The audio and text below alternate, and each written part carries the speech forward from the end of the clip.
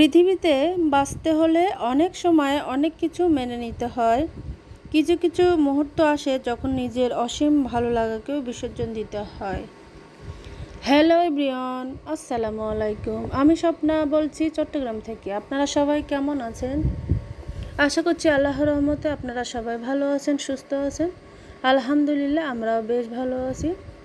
তো কাছে দূরে যে যেখান থেকে আমার এই ব্লগটি দেখছেন, আমি আশা রাখছি যে আপনারা সবাই সুস্থ আছেন, ভালো আছেন।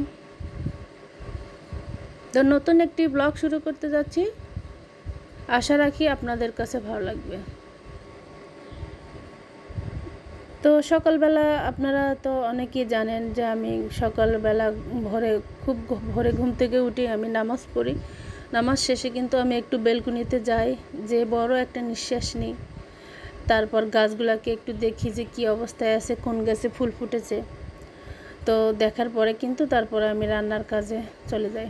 তো যাই হোক, আজকে একটু আমি সময় পেয়েছি, তো ভাবলাম যে আমি আমার ফ্রিজটা একটু পরিষ্কার করি। তো আমি যেভাবে ফ্রিজ পরিষ্কার করি সেটাই আপনাদের সাথে একটু শেয়ার করছি। তো প্রথমে তো আমি ফ্রিজটা বন্ধ করে দিয়েছি, তো আর এটা একটু খুলে রেখে দিয়েছিলাম যাতে হাওয়া বাতাসে একটু বরফগুলা গলে যায়, এতে করে নিতে কিন্তু আমার অনেক সুবিধা হবে। যাই হোক, আমার যেহেতু দুটো ফ্রিজ, তো একটা তো আমার ডিপ ফ্রিজ বড়, আর এটা নর্মাল, এটা একটু ছোটো হওয়াতে ডিপ, এই যে আপনারা তো দেখছেন আমার ডিপ কিন্তু অনেক ছোট, তাই কিন্তু আমার আর একটা ফ্রিজ নেওয়া, না হলে কিন্তু আমি নিতাম না। আর আমি একটা গ্লাভস পরে নিয়েছি, এতে করে কিন্তু আপনার যে বরফ ধরতে গেলে যে সমস্যাটা হয় এটা আর হবে না। তো চাইলে আপনারা এটা কিন্তু কাজে লাগাতে পারেন। আর আমি যখন ফ্রিজ পরিষ্কার করছিলাম তখন আমার মেয়ে আমাকে হেল্প করছিল, তো এতে করে আমার অনেক ভালো লাগছে। আর খুবই তাড়াতাড়ি হয়েছে আমার ফ্রিজ পরিষ্কার করাটা। যাই হোক, এর মধ্যে কিন্তু আমার মেহমান এসেছিলো, তো মেহমানের জন্য একটু হালকা পাতলা নাস্তা আমি দিয়েছি। নাস্তা বলতে আমি কফি বানিয়ে দিয়েছিলাম, আর আমার ডিবে যে ফ্রোজেন নাস্তা ছিল সেটি আমি ঝটপট করে আমি রেডি করে দিয়েছি। তো এরকম করে রাখলে আসলে অনেক সুবিধা হয়, তো তাড়াহুড়া হয় না আর কি। আর আমার এই যে ফ্রিজের মধ্যে যা যা ছিল আমি সব কিছু আমি বের করে নিয়েছি। তো বের করে তারপরে মানে ফ্রিজটা আমি ভালোভাবে পরিষ্কার করব। আসলে সম্পূর্ণ ফ্রিজ পরিষ্কার করা দেখালে ভিডিওটা অনেক বড় হয়ে যায়, তাই আমি দেখাইনি। আর এটা আমি বরফ নেওয়ার পরে আমি একটু ভিম লিকুইড দিয়ে আর একটা জালের সাহায্যে সুন্দর করে আমি মুছে নিয়েছি, এতে করে সুন্দর একটা ফ্লেভার আসবে। আর সবসময় আমি আমার ফ্রিজের মধ্যে লেবু কাটা রেখে দিই, এতে করে সুন্দর একটা ফ্লেভার হয়, দুর্গন্ধ থাকে না। আর আমার ফ্রিজের মধ্যে সব কিছু কিন্তু সবসময় আমি একটা যে কোনো বক্সের মধ্যে রাখার চেষ্টা করি। বক্সের মধ্যে খাবার রাখলে কিন্তু আপনার যে একটা গন্ধ ওইটা হয় না, আর খাবারগুলো ভালো থাকে। আমার সমস্ত খাবার সব কিছু আমি বক্সে রাখার চেষ্টা করি। যাই হোক, ফ্রিজ অলরেডি পরিষ্কার করা হয়ে গেছে আমার, আর আমি জিনিসগুলো রেখে দিয়েছি। আর এখন আমি চলে আসলাম রান্নাঘরে, রান্না তো করতে হবে। আর আজকে আমি আমার কিছুদিন আগে আমার পাকিস্তানে একটা মুরগি এনেছিল, সেটা খেয়েছিলাম, আর কিছু অংশ ছিল সেগুলো আমি রেখে দিয়েছিলাম। যেমন মুরগির গিলা কলিজা থাকে, সামান্য একটু মাংস ওটে দিয়ে আমি সুন্দর করে একটা তরকারি রান্না করে নেব। একটু পেঁপে আলু আছে, বাজার শেষ হয়ে গেছে, তো যা কিছু আছে সেগুলো দিয়ে আমি একটু রান্না করে নেওয়ার চেষ্টা করছি। আসলে অনেক সময় সবসময় যে আপনার বাজার করতে হবে সেটা না, আপনার ঘরের মধ্যে যা কিছু আছে সেটা দিয়ে কিন্তু আপনি একটু বুদ্ধি খাটালে কিন্তু রান্নাগুলা করে নেওয়া যায়। যাই হোক, আমি কথা বলতে বলতে আমি আগে শুরুতেই তেজপাতা তেলের মধ্যে দিয়েছিলাম, স্টার মশলা, দারচিনি, এলাচি, তারপর এখানে যে আদা রসুন বাটা, আর একটু আমি দারচিনি, এলাচি, তারপর রাঁধুনি জিরা, সাজিরা, এগুলো সব কিছু আমি একসাথে একটু বেটে রেখে দিয়েছিলাম কোরবানি উপলক্ষে, সেগুলো একটু দিয়ে দিয়েছি। মিঠে জিরাও আছে, মিঠে জিরাটা দিলে কিন্তু তরকারিতে অন্যরকম একটা টেস্ট আছে, আপনারা চাইলে এভাবে দেখতে পারেন। আর কাঁচামরিচ বেটে রেখেছিলাম, সেগুলো একটু দিয়ে দিয়েছি, কারণ আমার হাজব্যান্ড একটু কাঁচামরিচটা বেশি করে এনেছিল, তো ভাবলাম যে যখনই আমার কাঁচামরিচ বেশি আনে আমি কিন্তু তখনই বেটে রেখে দিই বেশি করে তেল আর লবণ দিয়ে, এতে করে অনেক সুবিধা হয়। সবসময় কাঁচামরিচ কাটতে মন চায় না। আর আমি একটু কাঁচামরিচও কেটে দিই আর বাটাটাও দিয়ে, এতে করে তরকারি কিন্তু অনেক মজা হয়। কী দিলাম মনে তো এখন আমি এই যে মরিচের গুঁড়ি, হলুদের গুঁড়ি আর একটু গরম মশলা, সেগুলো দিয়ে সুন্দর করে একটু গরম পানি দিয়ে ভালোভাবে মশলাগুলো আমি কষিয়ে নেব। কষানো হয়ে গেলে তারপর আমি এই মাংসগুলো দিয়ে দিব, দিয়ে আরও ভালোভাবে কষিয়ে আমি তারপরে, যেহেতু এই পাকিস্তানি মুরগিগুলো একটু শক্ত হয় তো ভালোভাবে কষিয়ে নিতে হবে। আর যেহেতু পেঁপে থাকবে এতে করে কিন্তু আমার তাড়াতাড়ি মুরগির মাংসটা সিদ্ধ হয়ে যাবে। যে কোনো মাংসের মধ্যে পেঁপে দিলে কিন্তু মাংসটা খুবই তাড়াতাড়ি সিদ্ধ হয়। তো আমরা পেঁপে খেতে অনেক পছন্দ করি, সকালের নাস্তা বলেন, ভর্তা ভাজি সব কিছুতে পেঁপে তরকারি পেটের জন্য অনেক ভালো। তো পেঁপে তরকারি আমার কিন্তু ঘরে থাকেই, আমার হাজব্যান্ডও খেতে পছন্দ করে। যাই হোক, কথা বলতে বলতে আমি কষানোর পরে আমি তরকারির ঝোলটা দিয়ে দিয়েছি। তো এখন না পুরোপুরি তরকারিটা হয়নি, যখন একটু ঝোল কমিয়ে আসবে তারপর আমি নামিয়ে ফেলবো। আর পাশের চুলাতে একটু আমি সিমের বিচি দিয়ে আমি যে মাছ রান্না করে নিচ্ছি। আজকে আমাদের দুটো তরকারি দিয়ে খাওয়া হবে। আর গতকালের একটু বাঁধাকপি ছিল আর একটু ডাল ছিল। আর এই যে এখানে আমার মেয়ে বলছে ও নাকি একটু বেলপুরি খাবে, তো বেলপুরির জন্য আমি আগে থেকে একটু চটপটি যে ছোলা বলে যে সেগুলো করে রেখেছিলাম ডিবে। আর ছোলা বলতে মটর বলে এগুলা। আর যে সেগুলাই আমি সুন্দর করে আলু আদা সিদ্ধ করে গেটার দিয়ে কেটেছিলাম, আমি কিন্তু ভেঙে দিইনি। সবশেষে আমি রসুন দিয়ে বাগার দিয়ে দিয়েছি আর চটপটি মশলা দিয়েছিলাম, কাঁচামরিচ পেঁয়াজ রসুন এগুলো দিয়ে এমন মজা হয়েছিল কি বলবো। যাই হোক, এখন যে রান্নাবান্না কমপ্লিট হয়ে গেছে, তো দুপুরের খানাটা আমরা খেয়ে নেব। আমার ছেলে মেয়েরও অনেক ক্ষুধা লেগেছে, ওরা খেয়ে নেবে, আমি গোষ্ঠীর পর নামাজ পড়ে তারপর খেয়ে নেব। এই যে ওদের জন্য আমি ভাতটাও রেখে দিয়েছি।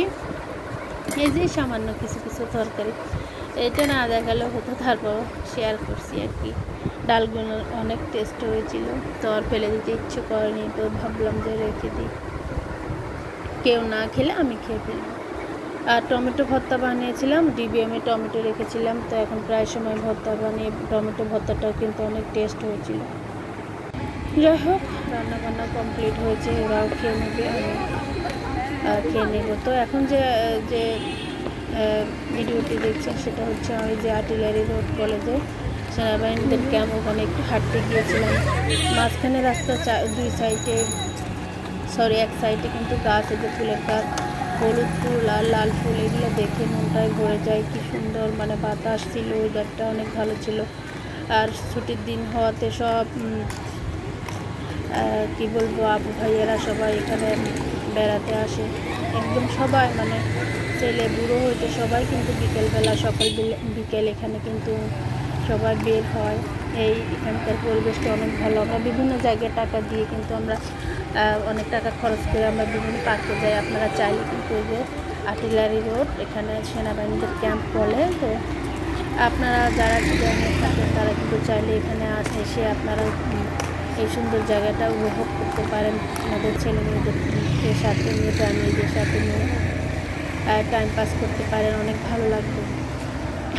আমি আমার মেয়ে আমরা তো প্রত্যেকদিন বিকেলবেলা বের হই, ঠান্ডা ঠান্ডা ওয়েদার, মানে খুবই ভালো লাগে পরিবেশটা। আর যেহেতু সেনাবাহিনী এরা এখানে ওদের এখানে ক্যাম্প, ওদের ফ্যামিলিরা থাকে, তো এখানে কিন্তু অন্যরকম ঝামেলা হওয়ার কোনো চান্স নেই, সেই সুবাদে অনেকের সুবিধা। তো চারিদিকে তো হোটেলও আছে আর বিভিন্ন ধরনের গোডাউন বাজার বলেন, ওখানে মার্কেটও আছে। ঘোরাফেরা করে আপনারা চাইলে কেনাকাটা করেও নিয়ে যেতে পারেন। মানে এক কাজে দুটো কাজ হয়ে যাবে, ঘুরতে এসে আপনার মন চাইলে কিছু কিনে নিয়ে যেতেও পারবেন। এই যে আমি যখন ভিডিও করছিলাম, আসলে ওনারা একটা ভাইয়া আমাকে দেখতে বলছে আরও ভালোভাবে ভিডিও করেন, মানে বলছে ডিলিট করেন। আমি কিন্তু তারপরও রিস্ক নিয়ে আপনাদের জন্য ভিডিওটা করেছি। প্লিজ আপনারা আমার চ্যানেলটি সাবস্ক্রাইব করে আমার পাশে থেকে যাবেন। তো ভিডিওর এই পর্যায়ে এসে আপনাদের কাছে আমার একটা রিকোয়েস্ট যে আপনারা আমার ব্লগের কোনো অংশ যদি আপনাদের কাছে ভালো লেগে যায় তাহলে প্লিজ আমার চ্যানেলটি সাবস্ক্রাইব করে লাইক করবেন, কমেন্ট করবেন, শেয়ার করবেন। আর আপনার মূল্যবান মতামত আমি চাইলে কমেন্ট বক্সে আমাকে কমেন্টের মাধ্যমে জানাতে পারেন, তাহলে কিন্তু আমার কাছে অনেক ভালো লাগবে। আর যারা এই কাজটি করেছেন তাদেরকে জানাচ্ছি অসংখ্য ধন্যবাদ এবং অনেক অনেক ভালোবাসা।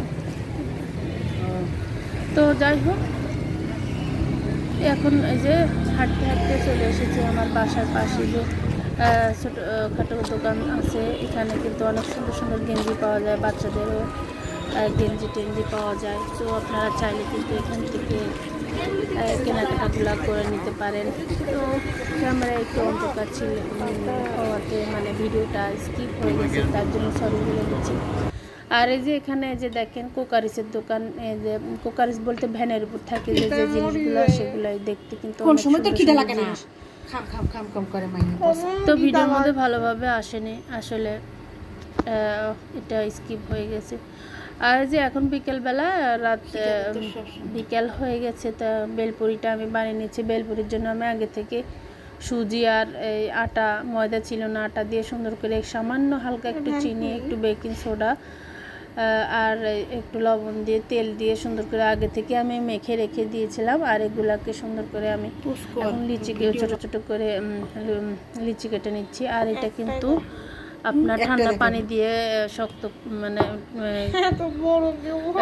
গাড়িটা যাতে শক্ত থাকে সেটাই করে নিতে হবে। যদি নরম করে করেন তাহলে কিন্তু ভালো হবে না। আমি একদম সুন্দর করে শক্ত করে রেখে দিয়েছিলাম। এখন সুন্দরভাবে এগুলা দেখেন কি সুন্দর হয়েছে।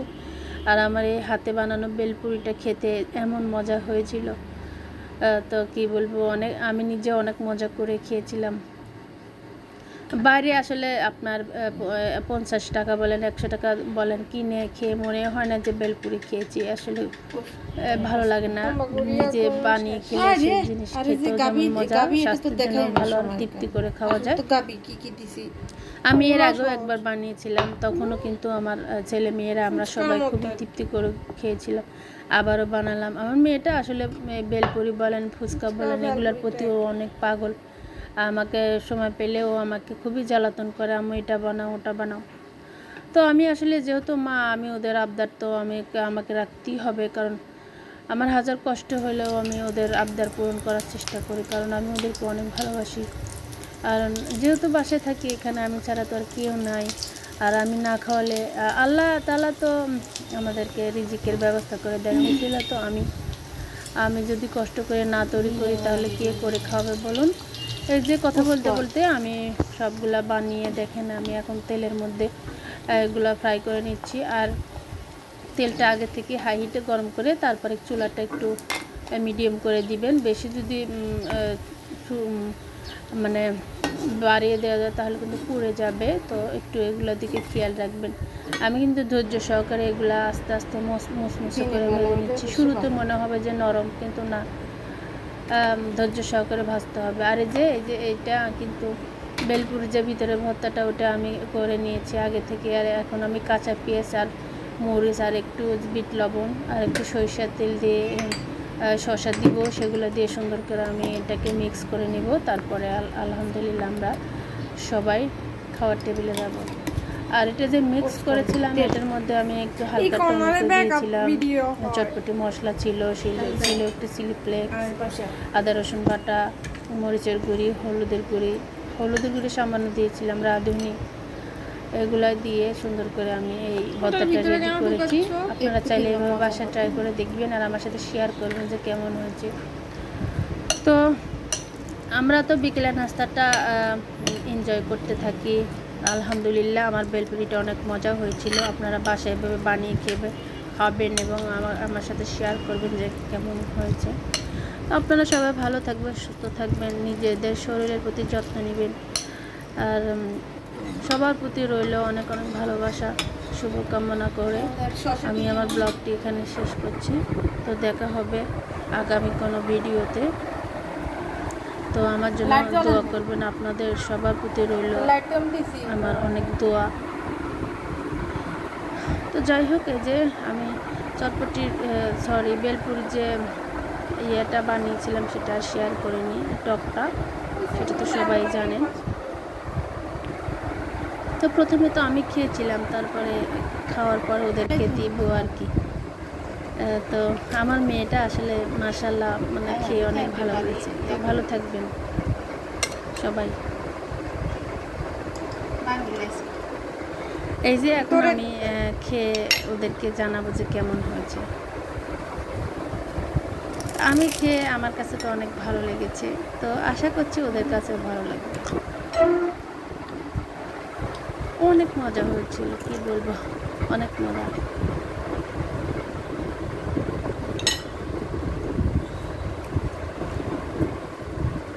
তো ঘোরাফেরা করেছি, তো বেলপুরিটাও খেয়েছি, মনটা এখন শান্তিতে, তো শান্তি লাগছে, সেটার জন্য আল্লাহর কাছে হাজার হাজার শুকরিয়া, আলহামদুলিল্লাহ। মন খারাপ থাকলেও এগুলা কাজ কর্মে বিজি থাকলে কিন্তু খারাপ আর লাগে না, অনেক ভালোই লাগে। তো আমি এভাবে আমার দিনটা আমি মানে কাটানোর চেষ্টা করছি। আপনারা এভাবে নেগেটিভ থেকে পজিটিভ থাকবেন। আসসালামু আলাইকুম।